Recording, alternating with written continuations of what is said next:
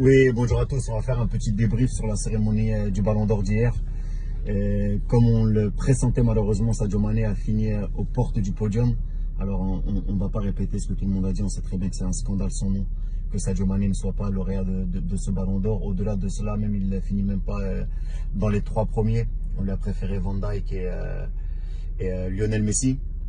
Alors pour revenir sur le cas de Sadio Mané rapidement, on a vu qu'il n'était pas présent à la cérémonie. Il a mis une petite vidéo pour dire que il avait match mercredi, il préférait se concentrer sur cet événement. Je pense qu'il a très bien fait. À partir du moment où on minimise ses performances, lui aussi il minimise l'événement.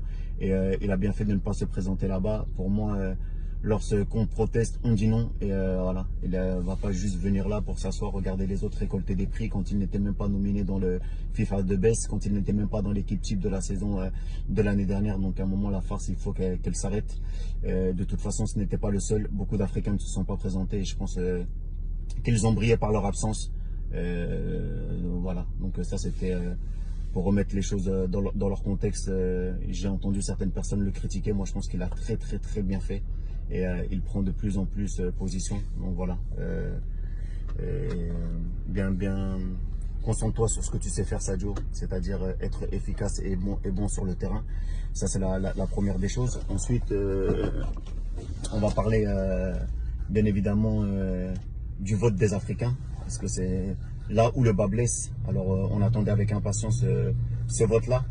Quand on voit que des grands pays du football, mais je dis bien des grands pays du football, qui sont le Cameroun, le Ghana et la Côte d'Ivoire, pour ne citer que, n'ont pas mis Sadio Mané en tête de liste, je me pose des questions. Si je ne m'abuse, le Cameroun a voté pour Van Dijk, le Ghana a voté pour Messi et la Côte d'Ivoire a voté pour Alisson. Comment la Côte d'Ivoire peut voter pour Alisson? Comment un joueur, un gardien de but a-t-il pu faire plus que Sadio Mané, notre frère sénégalais? C'est là où vraiment j'ai du mal à comprendre. Sans parler des pays comme l'Éthiopie, je pense qu'il a classé Sadio Mané 5e, le Cap-Vert 4e, et j'en passe. Le Maroc, nos frères marocains que l'on aime, que l'on aime énormément, qui ont voulu qu'on soutienne leur campagne pour la Coupe du Monde. Alors vous voulez le soutien de l'Afrique, vous voulez que les gens vous soutiennent, mais lorsque vous devez soutenir Sadio Mané, vous ne le mettez pas premier sur le continent. On voit que Lionel Messi a été premier en Amérique du Sud et en Amérique du Nord. On voit que Van Dijk a été premier en Europe, et on voit que malheureusement Sadio Mané, lui, est deuxième en Afrique. Et c'est là où le blas blesse. Moi, j'ai été un ancien international sénégalais, et on a un problème avec les journalistes de notre continent. Combien de fois vous nous dites, mais vous êtes complexés les footballeurs, vous ne voulez pas parler aux journalistes africains, vous parlez toujours aux Européens. Mais quand on voit des votes comme ça, comment vous voulez que les joueurs, après, vous donnent du crédit? Comment vous voulez qu'on travaille ensemble si on n'arrive pas à tous s'asseoir à la même table et être unis? On ne vous demande pas de publiciter Sadio Mané. On ne vous demande pas de lui faire une faveur. Statistiquement, Sadio Mané a réalisé une saison extraordinaire, comme l'avait fait auparavant Eto'o, comme l'avait fait auparavant Didier Drogba. Vous ne pouvez pas me dire que sur les 25 dernières années, depuis qu'ils ont modifié les critères de vote, depuis que George Weah l'a remporté en 1995, ça va faire 25 ans qu'aucun Africain n'est sur le podium. Je ne dis même pas de gagner, d'être sur le podium. Ça fait 24 ans exactement, l'année prochaine, ça fera 25 ans. C'est qu'il y a quelque chose qui ne fonctionne pas. Vous n'avez pas compris les enjeux économiques, les enjeux politiques qui feraient qu'un Africain gagne ce ballon d'or pour toute la jeunesse africaine, pour la reconnaissance de ce football. À un certain moment, il faut se poser les bonnes questions, surtout que Sadio Mané est légitime. Il a gagné la Ligue des Champions, il a été co-meilleur de Première Ligue sans marquer de penalty, il a gagné la Super Coupe d'Europe alors qu'il venait juste de finir la CAN. Il n'a pas eu de vacances, il est venu, il met un doublé extraordinaire en finale. Qu'est-ce qu'on attend de plus pour récompenser l'enfant de Bambali, l'enfant du Sénégal, l'enfant de l'Afrique? Parce que Sadio Mané ne représente plus le Sénégal, il représente l'Afrique, il représente le continent. Et c'est ça que les gens doivent se mettre dans la tête. Il n'y a pas de concurrence entre le Cameroun, la Côte d'Ivoire, le Ghana. Non, on est tous africains, on est tous des frères. On doit tous tirer dans le même côté. Et à partir du moment où on ne comprendra pas ça, on ne pourra pas avancer. Parce que certes, il y a de la discrimination. Moi, je ne peux pas comprendre qu'un Européen ne puisse pas mettre Sadio Mané numéro 1. On voit bien dans le vote de France Football qu'en France, on a mis Sadio Mané numéro 1. Et ce n'est pas parce qu'ils sont européens qu'ils doivent voter pour Van Dijk, ou parce qu'ils sont sud-américains qu'ils doivent voter pour Messi. On doit voter pour le plus méritant. Mais si nous-mêmes, on ne montre pas l'exemple, les autres ne vont pas suivre. Et c'est là où le bas blesse. En tout cas, je pense qu'il va falloir vraiment qu'on ait une prise de conscience collective, parce que je ne peux pas penser que nos footballeurs africains ne sont pas meilleurs que ceux qui sont là-bas de l'autre côté, de l'autre côté de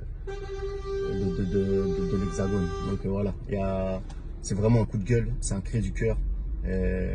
On demande juste à être reconnu à notre juste valeur. Il y a beaucoup de gamins qui rêvent. Cette distinction, on sait qu'il y a beaucoup de lobby derrière, mais voilà, c'est pas en restant assis et en dénonçant sans travailler qu'on va pouvoir faire avancer les choses. Quoi qu'il en soit, Sadio Mané, continue à travailler, continue à être celui que tu es. Voilà, on a énormément de talent sur le continent et il va falloir qu'à un moment on puisse s'unir, parce que si on ne s'unit pas, on pourra pas aller de l'avant malheureusement. Voilà, et sur Lionel Messi, bien sûr c'est un beau lauréat, c'est son 6e ballon d'or, c'est un joueur extraordinaire.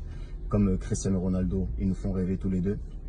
Mais si vous regardez les moments clés, et en fait c'est ça qu'on dénonce, c'est que sur les moments clés cette saison, vous pouvez me dire tout ce que vous voulez, me parler par A plus B, qu'il a marqué 50, 100, 200. Sur les moments clés, il n'a pas été décisif.